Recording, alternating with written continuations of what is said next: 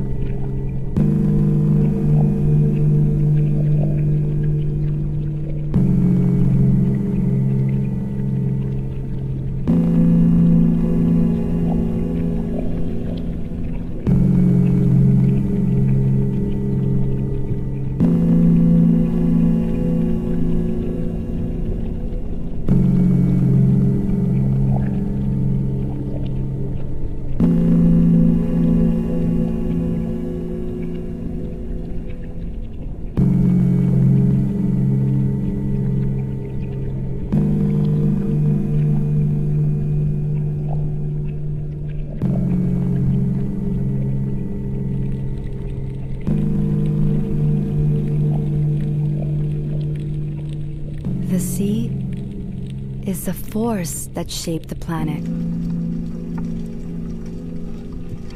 It is the mother of all life. From the earliest bacteria to the most complex life forms, we have all come from that great marine placenta. And we're all descended from the same ancestral creatures, submerged in Earth's first waters.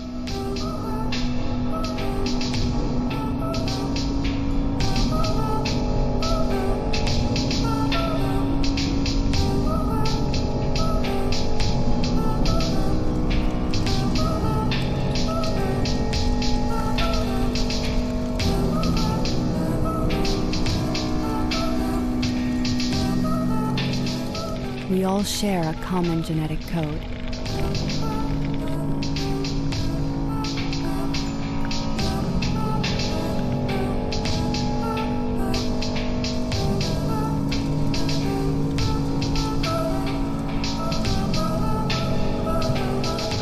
Water is the lifeblood of the planet. Without water, there can be no life.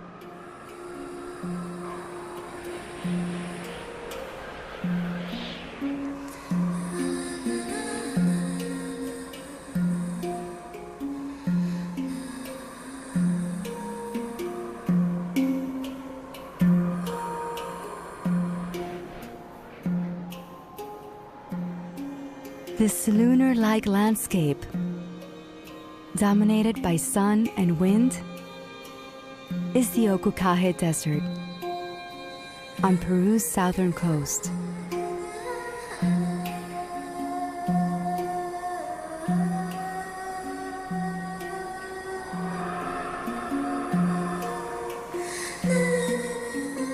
This barren region was once filled with life, and the memory of the past remains embedded in the desert floor.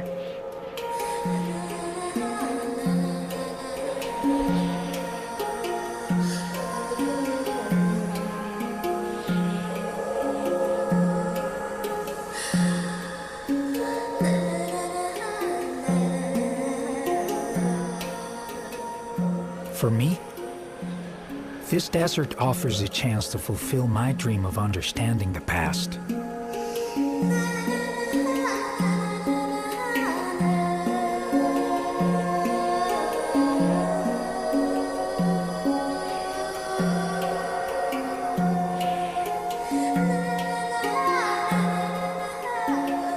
In Ocucaje, the mounds one comes across are not always rock.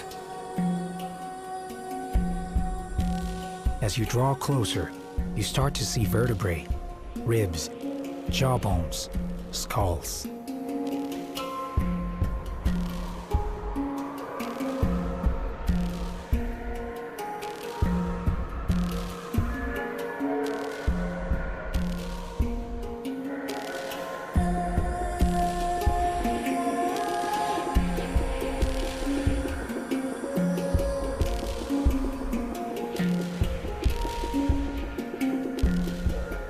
This is the skeleton of a whale that lived some 10 million years ago.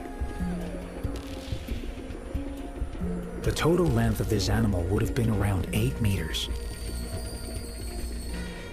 It was an ancestor of today's whales. The enormous vertebrae are visible, along with the ribs on both sides of the backbone.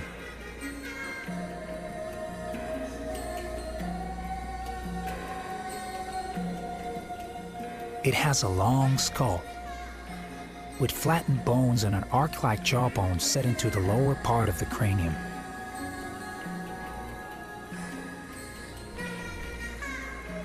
It would have fed by filtering microorganisms from the seas off the coast of Ica.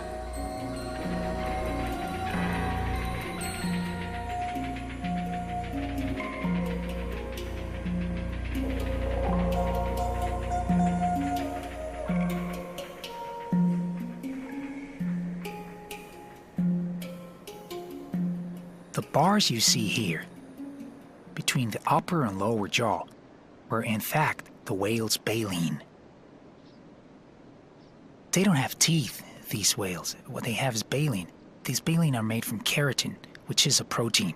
And after 10 million years, this baleen is preserved. These exceptional fossilization conditions have made the fossils of Ocucaje unique.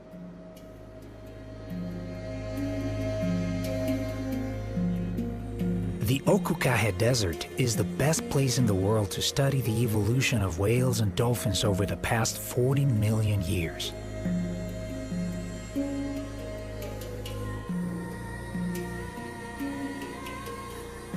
Every transformation, every stage has been recorded here.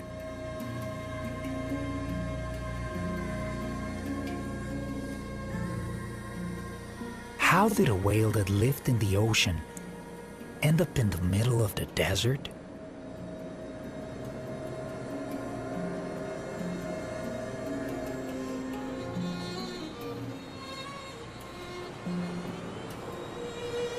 The journey to this place began far away, in the lands between India and Africa, 50 million years ago. There, a group of ancient land dwellers returned to the sea. In this reintegration with the sea, their organs evolved in a transformation that enabled them to adapt to this new environment. Their bodies became longer their legs were transformed into fins, while their tails developed to become enormously powerful in order to propel them throughout the water.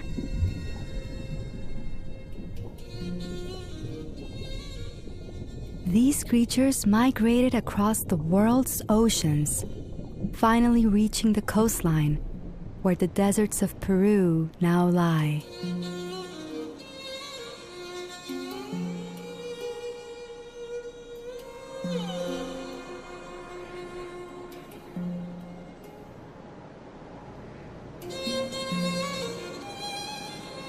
The mountains of the Andes were produced by the collision of tectonic plates.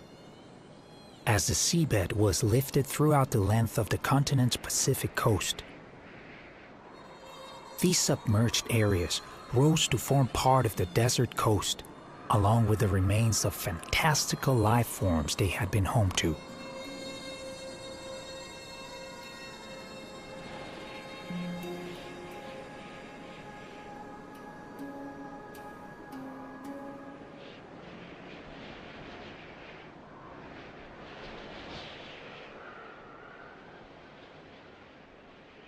When I study the fossils scattered across this desert, I think about the origins of life. Because all life originated in the sea. Millions of years ago, our own ancestors inhabited the world's seas.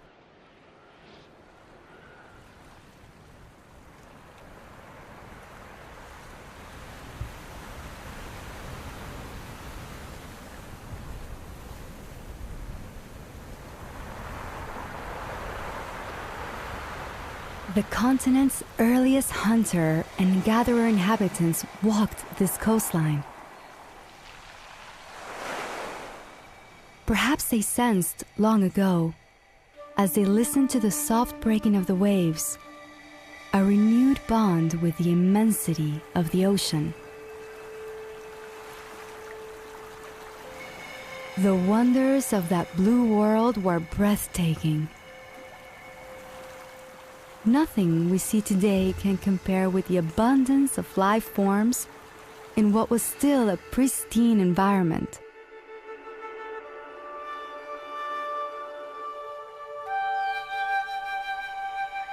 Those early human groups saw how the sea was connected to rivers, highlands, and mountains, and how all waters returned to the sea, creating a cycle.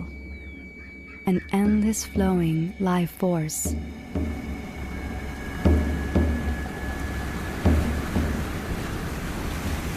The sea was more than a source of food.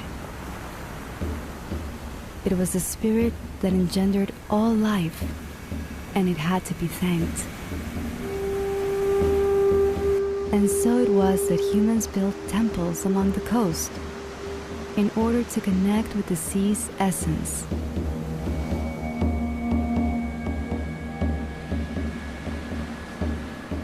Temples formed a link between the earthly world and the celestial realm of the gods, as well as the ocean and the subterranean world hidden in its depths.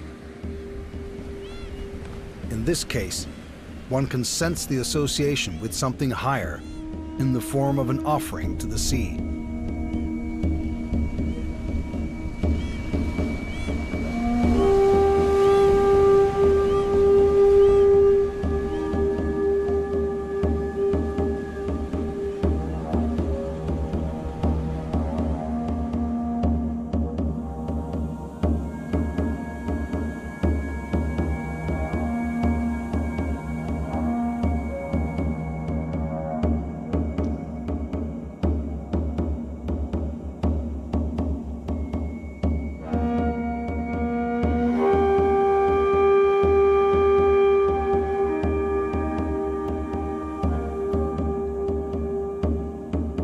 As an architect and urban planner, my task is to understand structures and their relationship with their surroundings.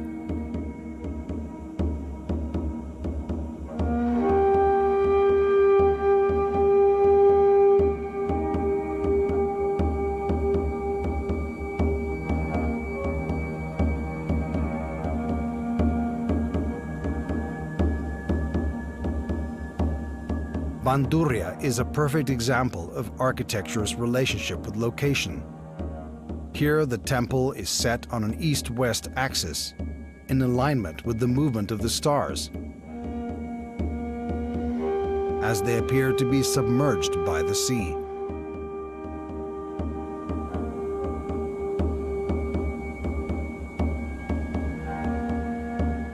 In other valleys, there are more temples intimately associated with the sea.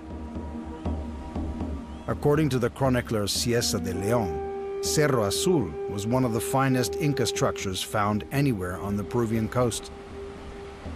The temple possessed ramps along which its high priests walked down to the seashore.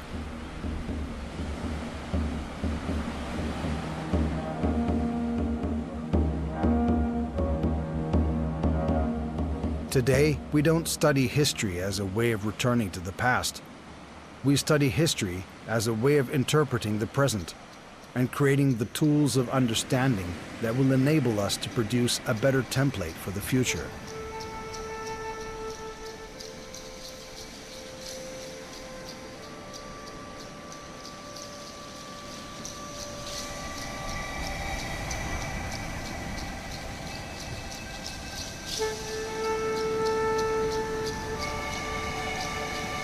Understanding their relationship with the ocean, ancient peoples built temples to venerate the sea, while also seeking ways to use a natural world they saw as sacred and alive.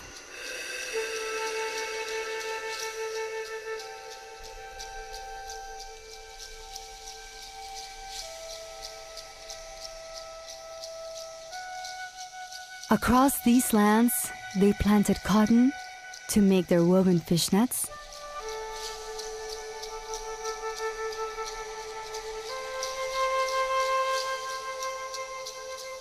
and they genetically modified gourds and calabashes for use as natural floats.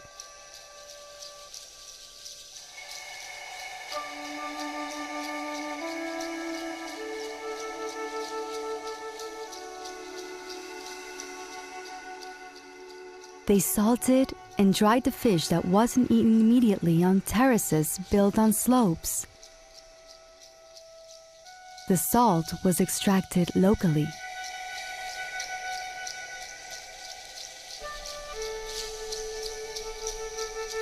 These structures resemble agricultural terraces, but they were created for drying fish.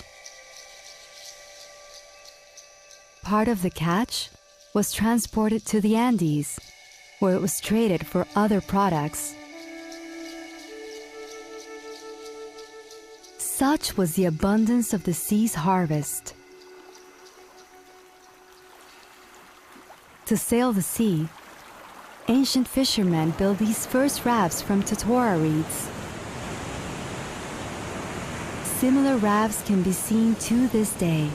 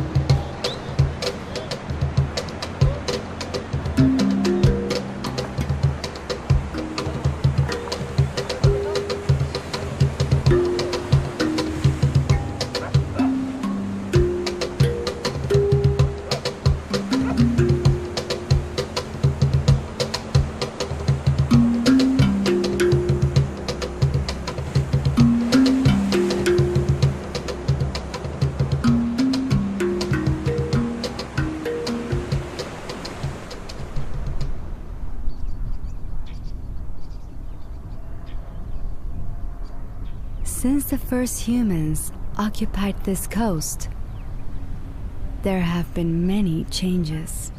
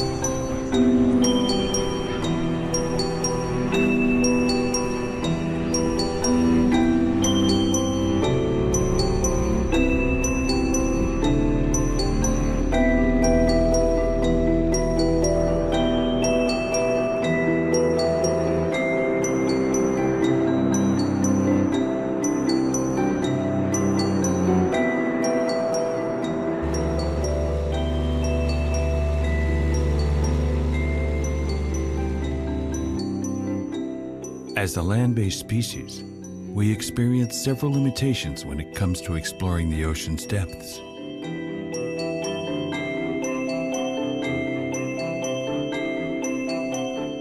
For us, the sea is immense, and it's easy to think that it is inexhaustible, and nothing we do can affect it.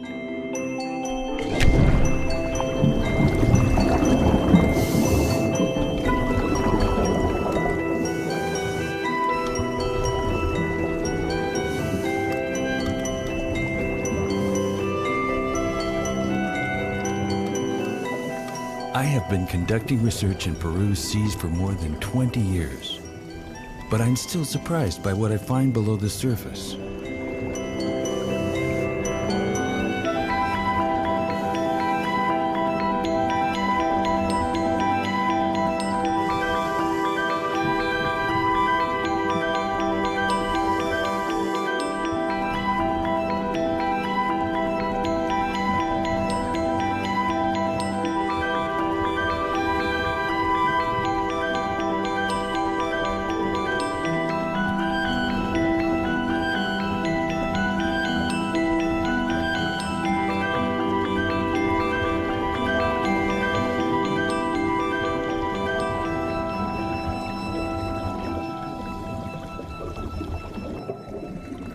Peru's seas are among the most plankton-rich waters on the planet, which is why they appear so murky.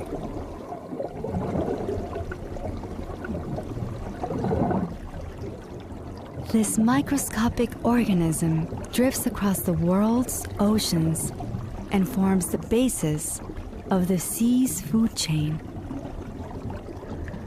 It is fed upon by many marine creatures, which in their turn are fed on by others.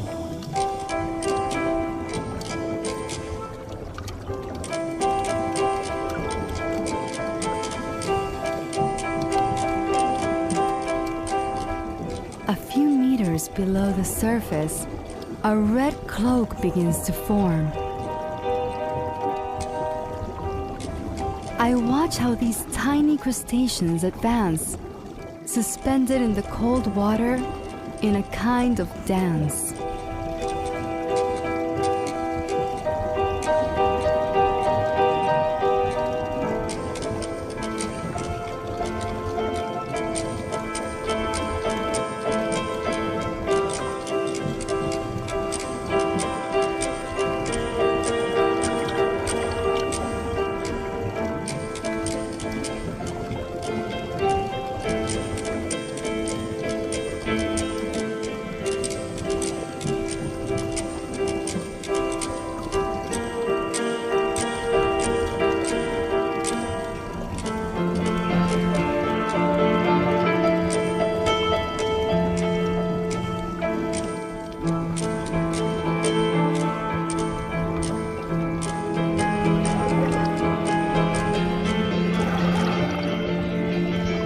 What we are seeing is the squat lobster, one of the many species that feed on plankton.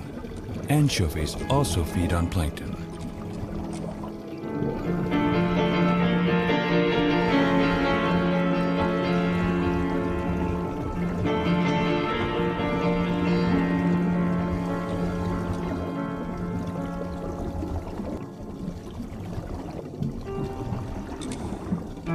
This spectacle of living color gives an impression of great abundance, but it is an indicator that the anchovy, a species which shares the same food source, is disappearing.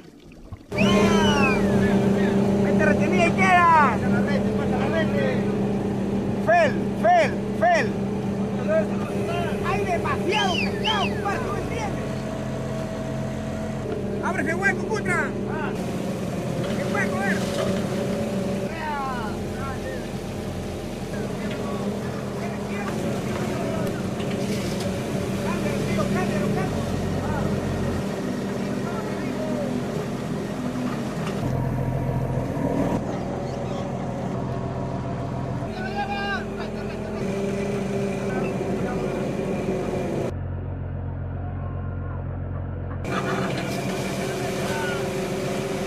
The anchovy has always been one of the most abundant marine species on the planet, but fishing for industrial use has led to a drastic decline in its populations, along with all the species that depend on the anchovy. This situation is aggravated periodically by the El Niño phenomenon, when anchovies flee for their survival from the warm ocean currents, migrating south or submerging themselves in deeper waters.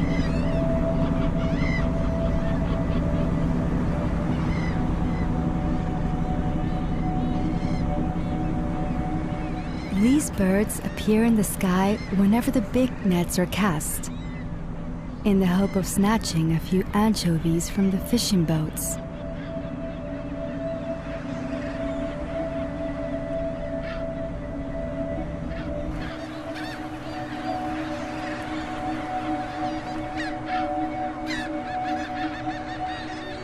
Flocks of pelicans have difficulty finding enough to eat. The anchovy, their main food source, is scarce, and those that remain have moved to deeper waters. Below the 150 centimeters the pelicans' heads and beaks can reach. This once majestic species has become a maritime beggar, swooping down to pick up what it can from among the catch being taken away from it.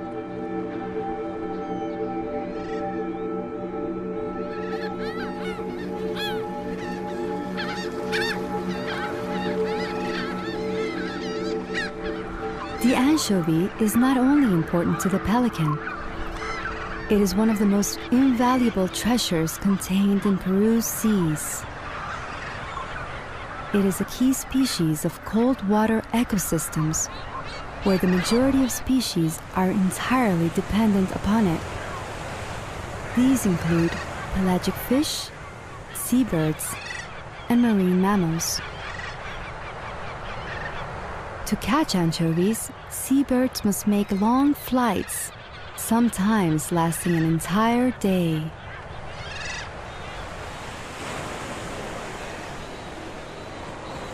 But not all marine fauna has this ability. Seals can find themselves swimming for 2 or 3 days in search of food.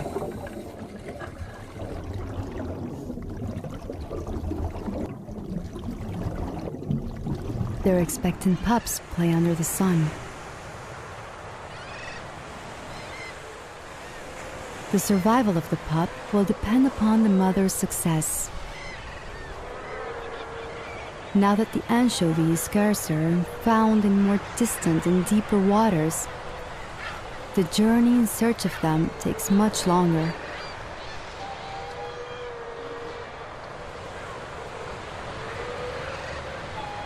And the pups are not always able to withstand the wait.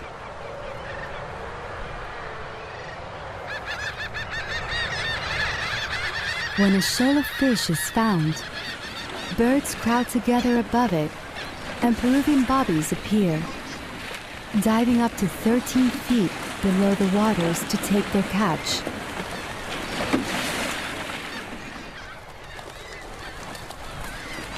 This spectacle has always served to indicate that there are fish in the sea.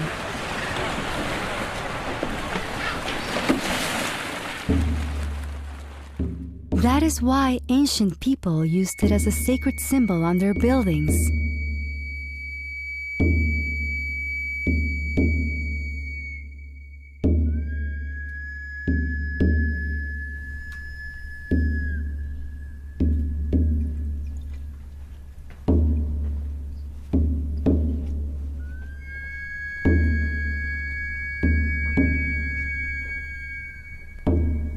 Among the ancient iconography of Peru's northern coast, we find a remarkable illustration of the relationship these societies had with the sea.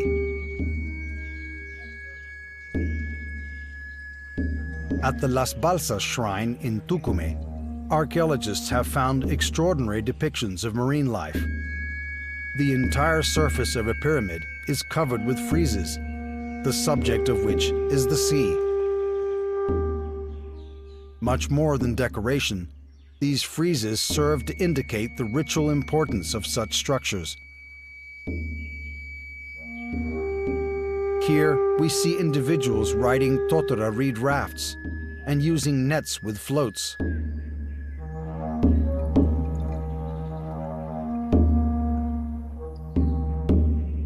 Other men are shown crewing sailboats.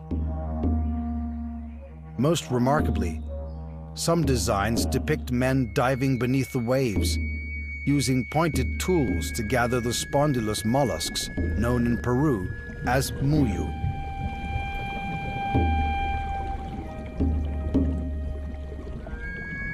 These brightly colored tropical mollusks were used as ritual objects and seen as representing the fertilities of the seas. Such was their importance to ancient cultures, they were depicted far beyond the coast by people who lived in the heart of the Andes.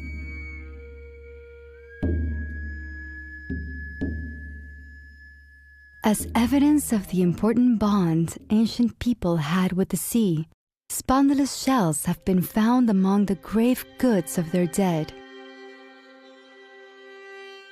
Transformed into elaborate jewelry, intended to assist them on the journey into the afterlife, where they would be reborn like the stars.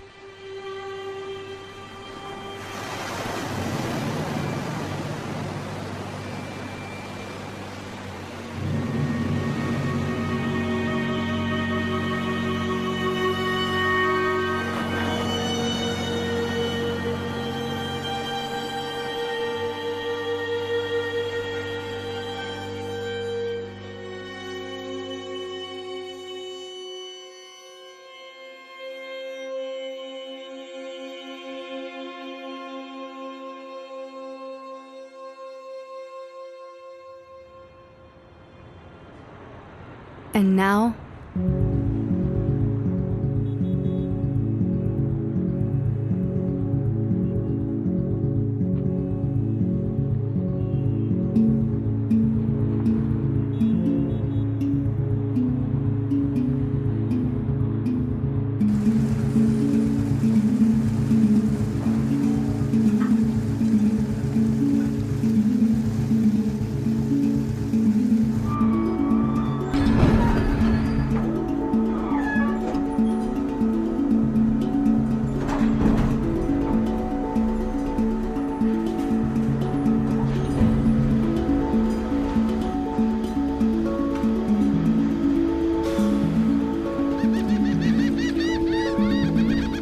today, a heavy price is being paid for the loss of our reciprocal relationship with the sea.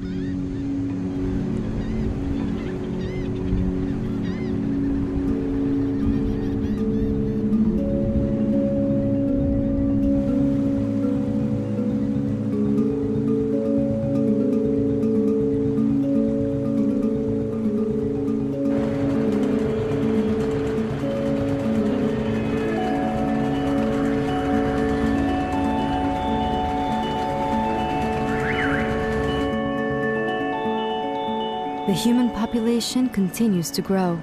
The world is currently home to almost 8 billion people.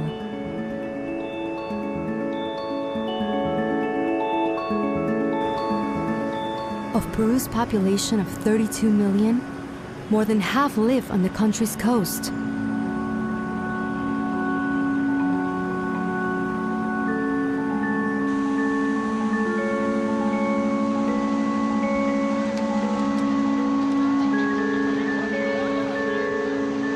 The pace of life is accelerating.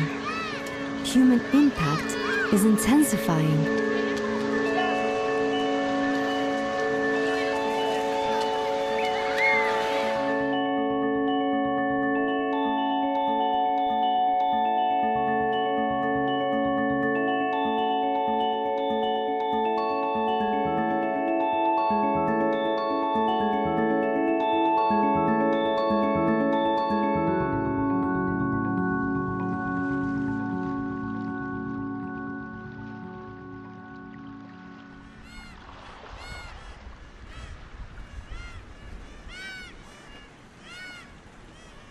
exploitation of the ocean has reached crisis point. Nature does not tolerate excess.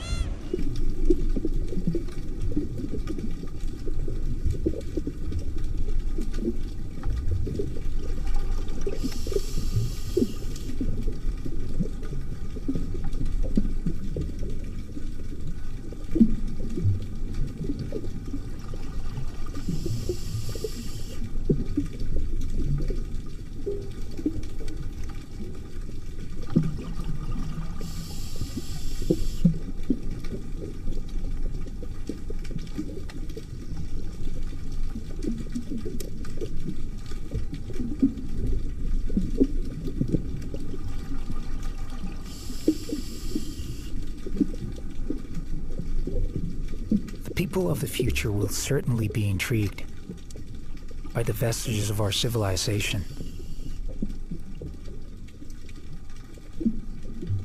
Hundreds of thousands of years from now, plastic bottles may be more common than fossil remains.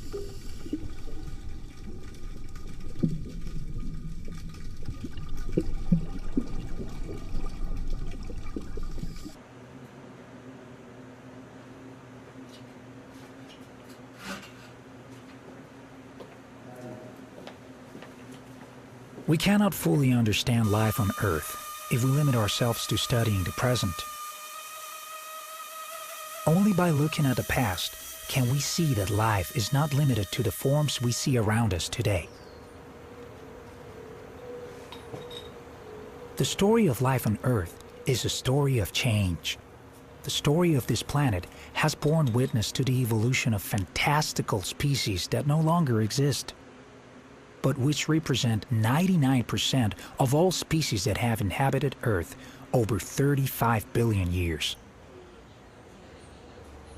By choosing only to look at the present, we limit ourselves to study just 1% of this incredible evolutionary journey. What is the point of thinking about what happened to a cetacean or a shark millions of years ago? Why is it important?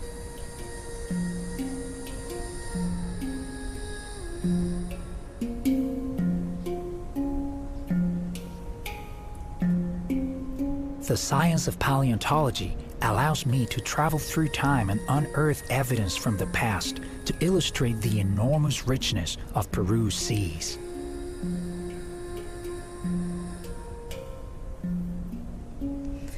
For millions of years, in the face of catastrophic events that have threatened to wipe out all life on this planet, life has reinvented itself, regenerating over time to produce new species in greater diversity. In essence, life creates more life.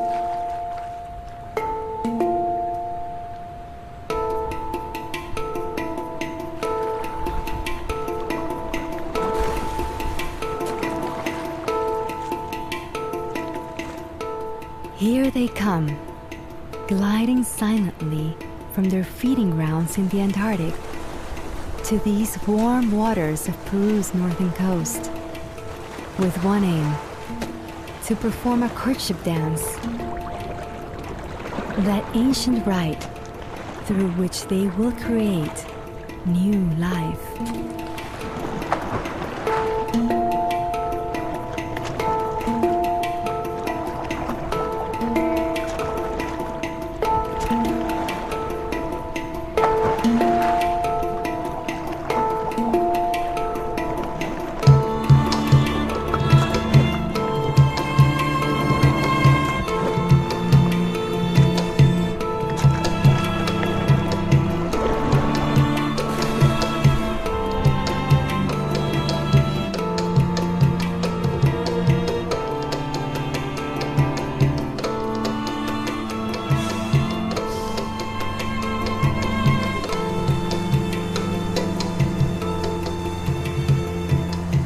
I've been studying humpback whales since 2007, and I've seen how the population has recovered.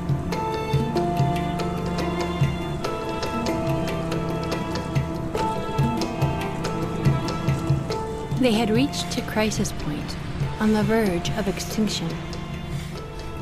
When in 1986, Peru signed up to the global moratorium on whaling. Since then, humpback populations have grown steadily.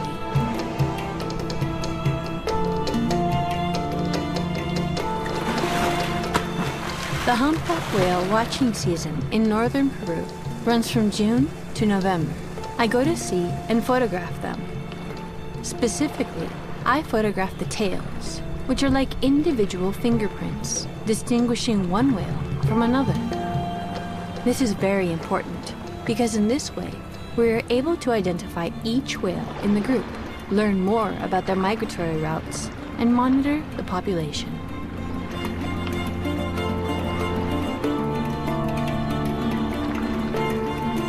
One of the most remarkable aspects of humpback whales is that they are more acrobatic than other whales. Although they weigh 30 tons, they can lift their whole body out of the water. Seeing this immense mammal out of the water is simply spectacular.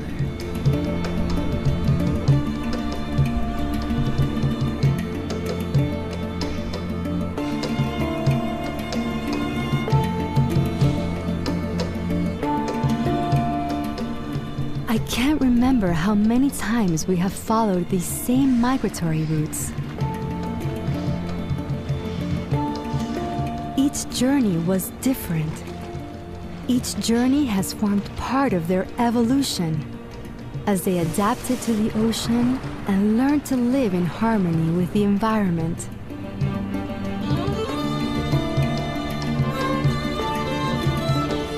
That is how they came to be here now. But our own population is growing, contaminating the way of life they have regained.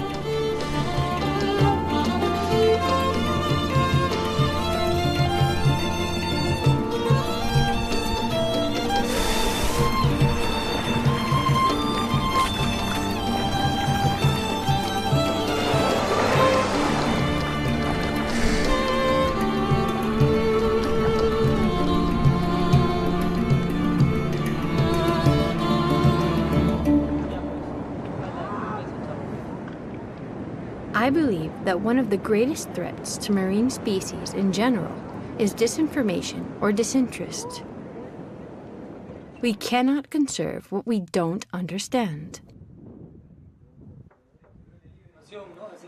Our LIFE project involves working in both tourism and research, using tourism as a tool for raising awareness and educating people to learn through experience.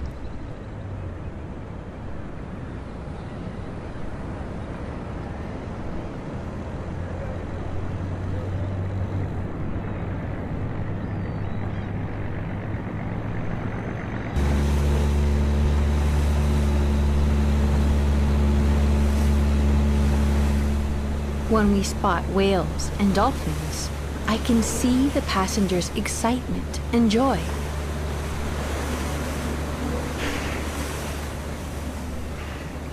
And I believe that the whales themselves fill us with positive energy.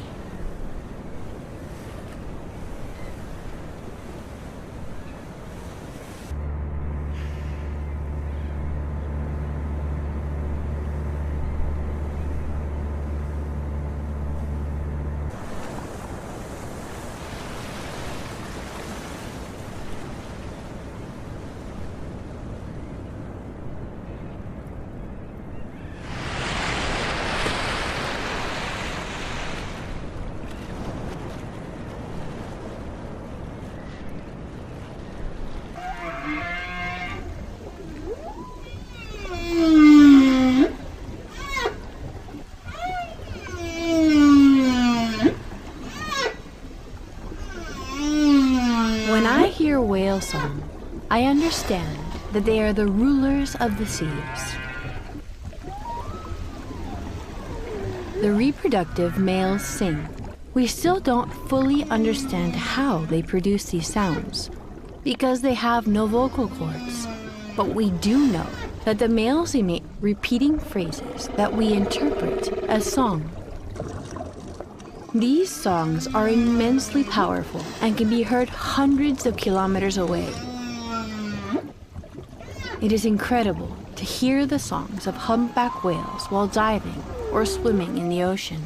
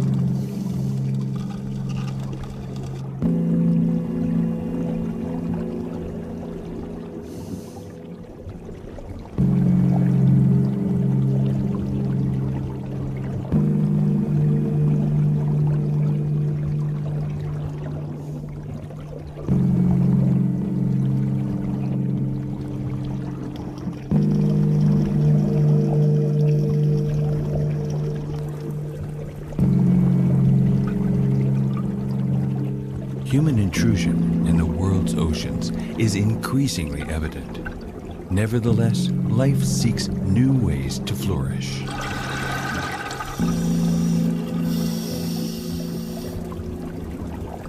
Structures such as oil platforms, sunken vessels, and docks become artificial reefs where life prospers to a remarkable degree.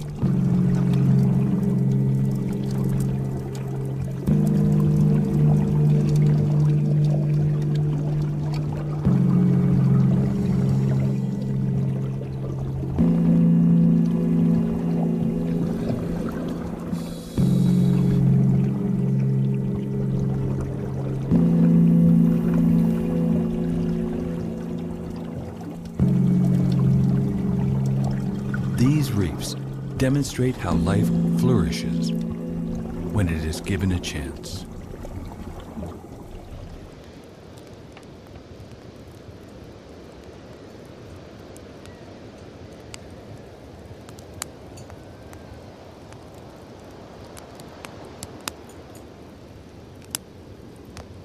As a marine biologist, I witness the ways in which life adapts to new environments everywhere. Humankind is able to coexist with all the creatures of the natural world. We can share the same space.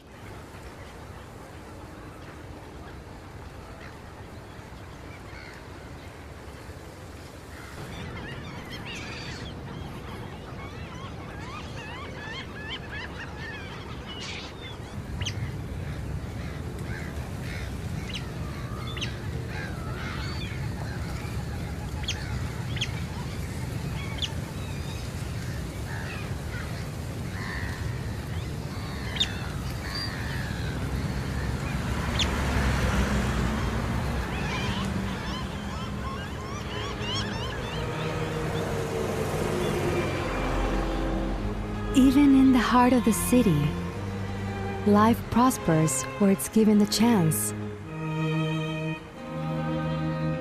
This is a wildlife refuge in the middle of a congested city. Around 250 bird species live here, and several other migratory species visit the refuge. Wetlands like these form throughout the entire length of Peru's coast.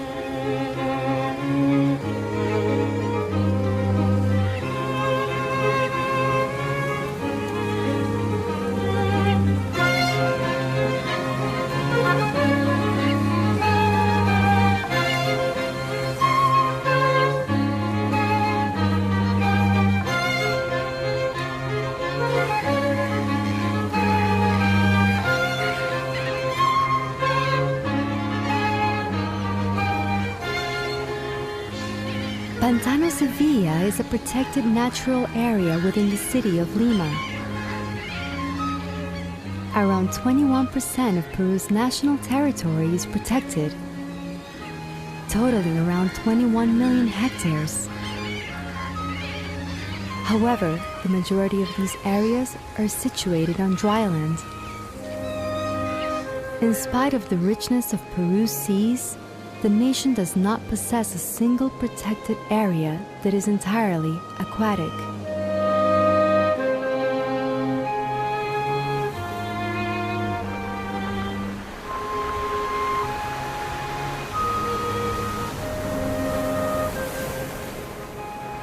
The coastline is sculpted and transformed by the sea. The landscape we see is merely an extension of the ocean's topography. The diversity found on coastlines reflect the diversity of life forms found in the sea.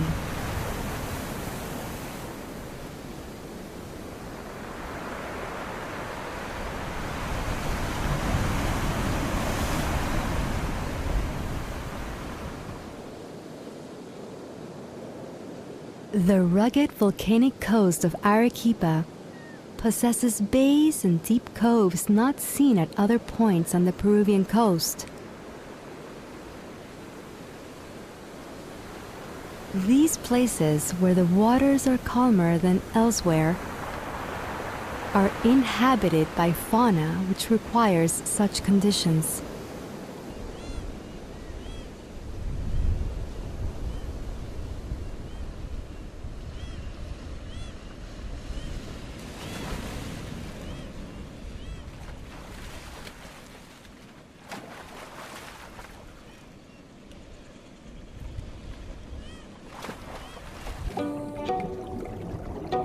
In almost all my subaquatic expeditions, I come across new organisms, new species, animals I've never seen before.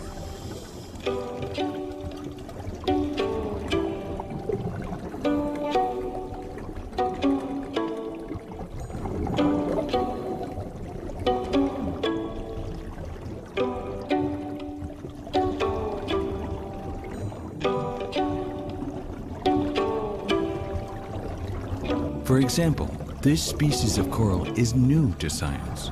It is just one of many species I have discovered in Peru. The taxonomists responsible for describing it have named it hooker coral to honor the work we are doing.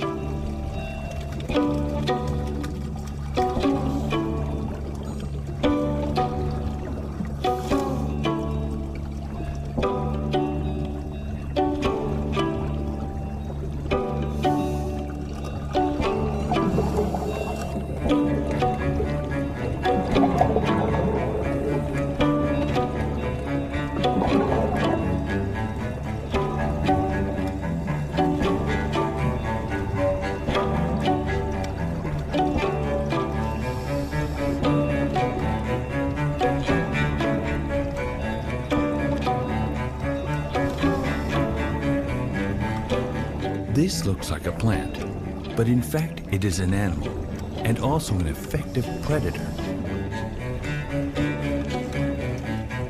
This orange sea anemone is commonly found in cold waters, and it is one of the largest species of anemone in the Peruvian Pacific.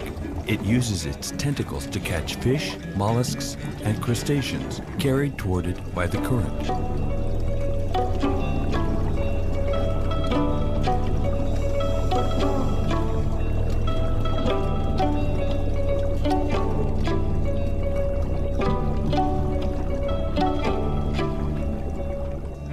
The sea can be a hostile environment, with every species struggling to survive.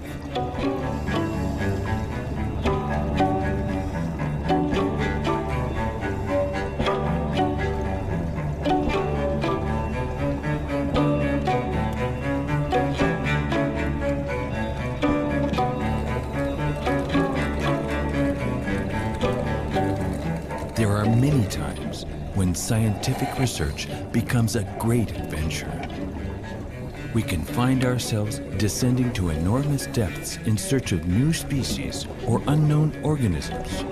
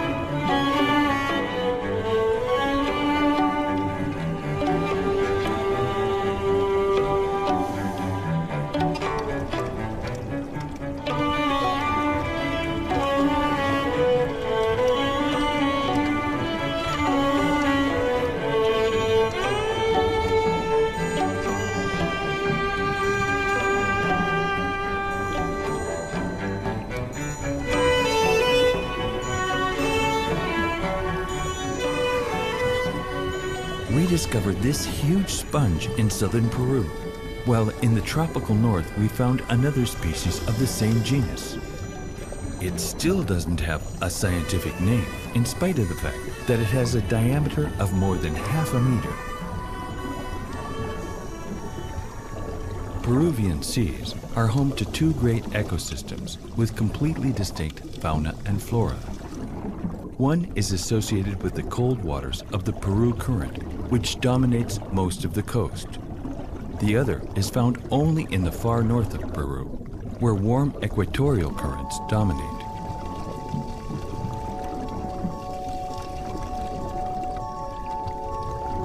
Colorful species like these are typical of warm waters, where a much greater abundance of life forms is able to thrive. These warmer waters account for just 5% of Peru's coastal waters. However, they are home to more than 70% of all the marine species recorded in Peru.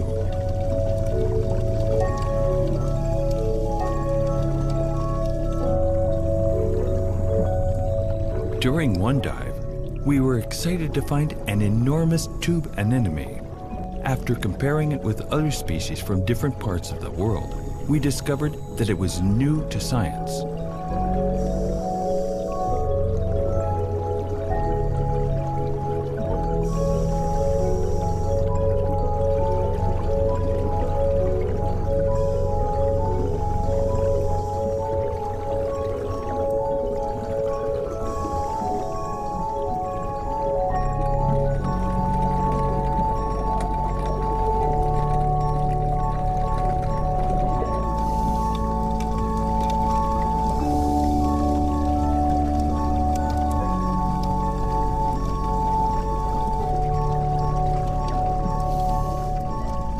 There is so much still to discover in Peru's seas. In the case of sea slugs alone, we have recorded more than 120 species, of which around 50 are potentially new to science.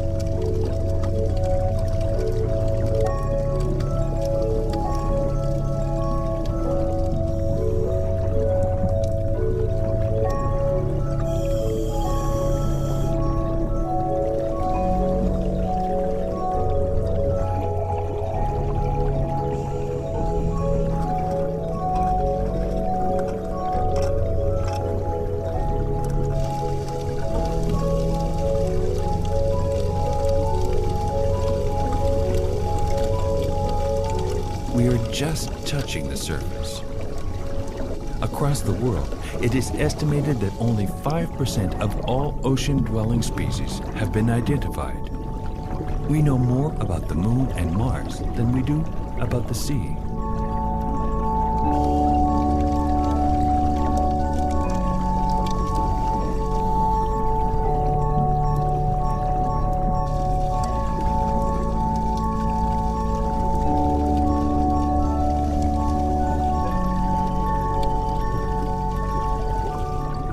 As a scientist, my task is to contribute to research, identify what is down there, and then protect it before it disappears.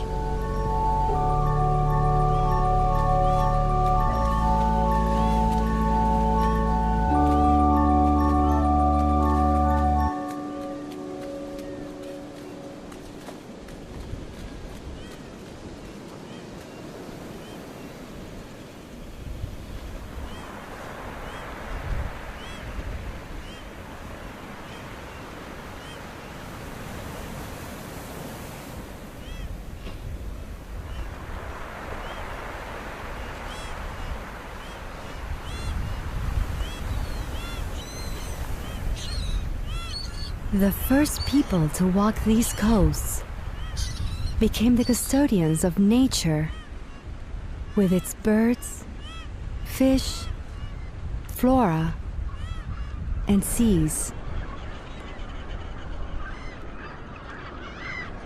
We must understand and value this legacy if we are to revive our ancestral relationship with the sea.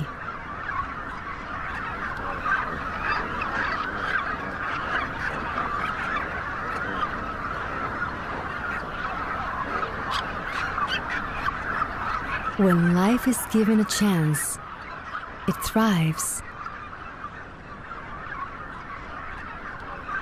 This small reserve is filled with life because a group of people came together to protect it. This simple act has allowed life to develop in all its rich variety. When we do the same with the sea, protecting its wonders, life will multiply with greater force, and marine biodiversity will flourish throughout the world's oceans. In this way, we can create areas of hope.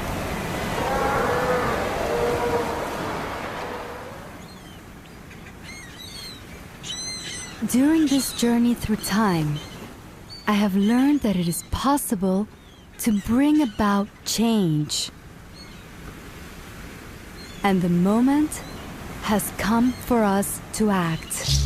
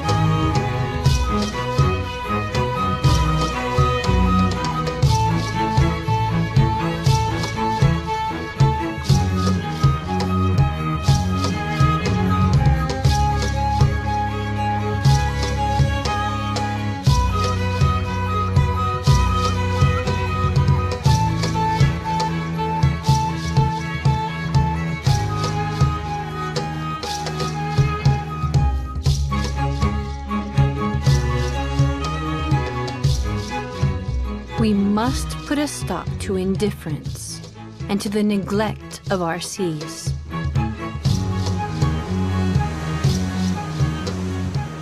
It is time for us to reconnect with the sea and to value everything it gives us.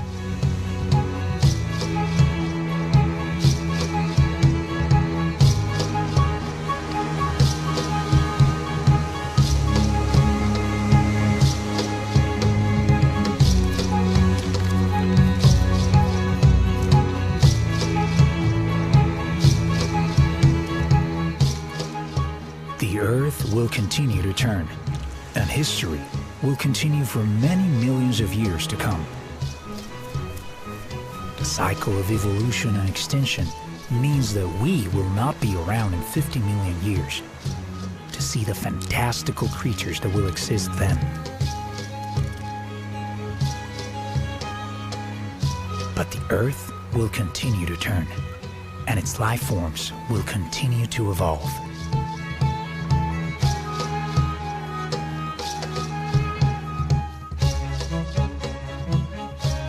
Our own bodies are part of nature, and because we are part of nature, When we care for the natural world, we are caring for our own species.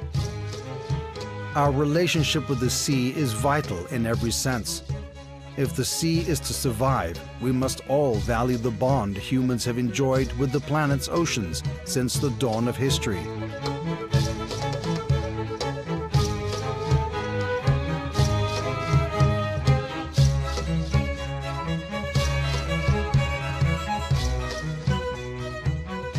For humans, the surface of the sea, that thin band dividing earthbound and aquatic worlds, is a difficult barrier to cross. But we are not disconnected from the life of the oceans. All life is one.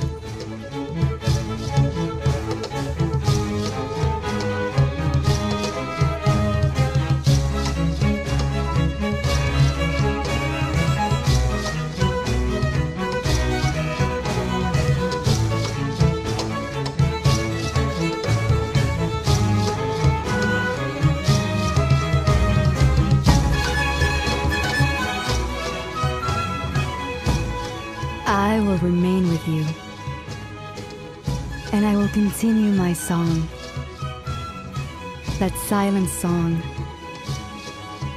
which comes from darkness and spreads into the light, the song that stirs streams of all living things, of the immensity of time, free of all frontiers and fears. It begins with our mother, the ocean, who is spirit, memory, and above all, possibility.